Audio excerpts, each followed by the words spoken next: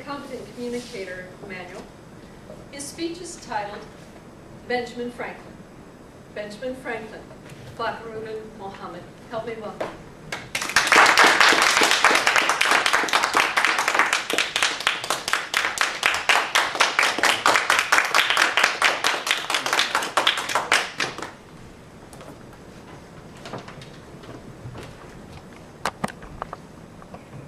Every man, when they are born till the day they die, they usually try to be like a Benjamin Franklin, not like Michael, whether they know it or not. Benjamin Franklin, that picture is a picture of a Benjamin Franklin. You may not know it. This picture, you may see just another guy from the history. But I will show you another picture that is going to remind you who Benjamin Franklin is and what he is all about. Now that is $100. That is the highest dollar currency that's available. And the person that's in there is Benjamin Franklin.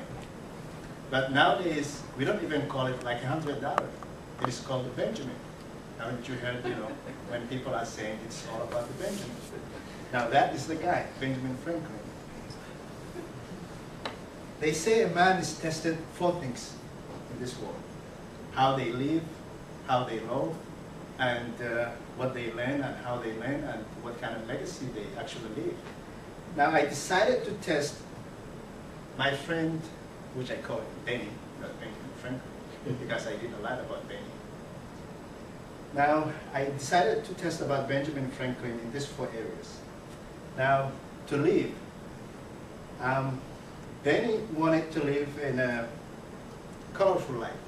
He wanted to be wealthy, and he wanted to do something for humanity.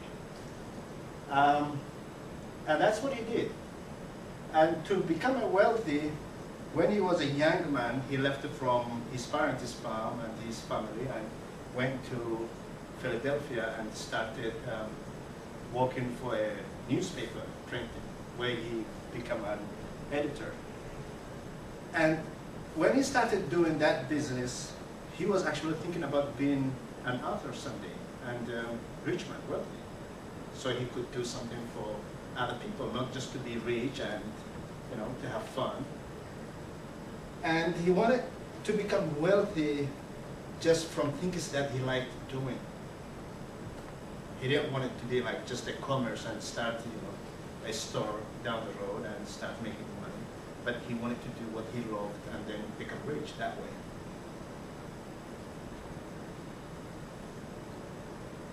And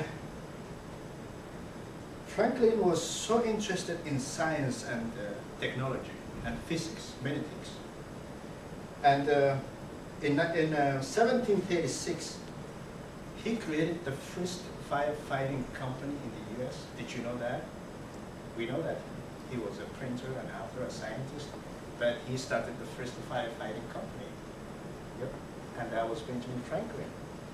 There's so many things that Benjamin Franklin did for this country, and I shouldn't say only for the US, but he did for many countries around the world. And Benjamin Franklin was also the first person that came up with the paper money. There was a paper money before in the, what's now known as Turkey and those places, but the kind of paper money he came up for the English was he had technique on a way how to tell which paper money is fraud and which one is not, a way that it could be taught. Yep. Let's move on to love.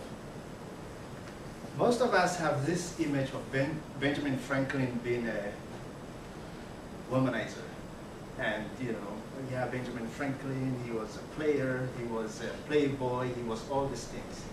But he wasn't. Many of the historians believe that was something that was exaggerated. Yep. Benjamin Franklin actually had a single partner for 44 years, even though he wasn't married to her. Yep. Yep. And he did have kids. And he did write a great essay about matrimony. And what he said was in that matrimony is he was, that essay, he was trying to urge people not to waste their time, or young men not to waste their time, you know, going around and having fun and doing all those things. He made about 8 points why a man should marry. Why a man is always a happy person until they get married and start a family. Yep. The next thing that I want to look at is learning. Benny, my friend Benny, what he loved to do was studying and learning. He didn't just, yes, he didn't go to Harvard.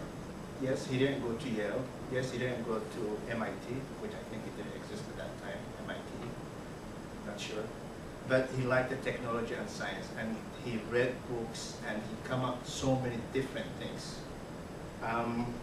And he did contribute to many things that we take, you know, right now we usually enjoy, and it just helps us a lot. And he did start, he did establish University of Pennsylvania, and he did establish another college, Marshall, Franklin and the Marshall College. And he was also the first president of American Philosophical Society. Yes. And the next thing that I will talk about is his legacy. What legacy did he leave? We know all the good legacies that Benjamin Franklin left, but what legacy that we don't know? I tried to find any bad things, and the bad one that I could come up was in London. There's a house at 86 Caravan Street, and that house used to belong to Benjamin Franklin.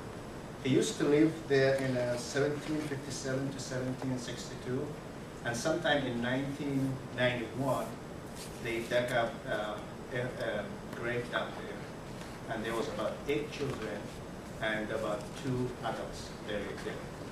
And they found out that it was exactly the same date as that he owned there, but there's a twist in there. It wasn't him. He had a friend called William Hewson, who was a physician, and he used to run anatomy class down there. And the worst thing about all those is the kids and everyone, they had their skulls drilled and they were dissected and the bones had cuts. So he wasn't killing kids, he wasn't doing anything, he was just trying to do research.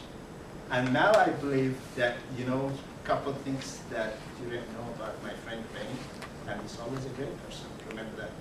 Thank you. Is from the manual called High Performance Leadership. Robbie Rye will be giving this speech.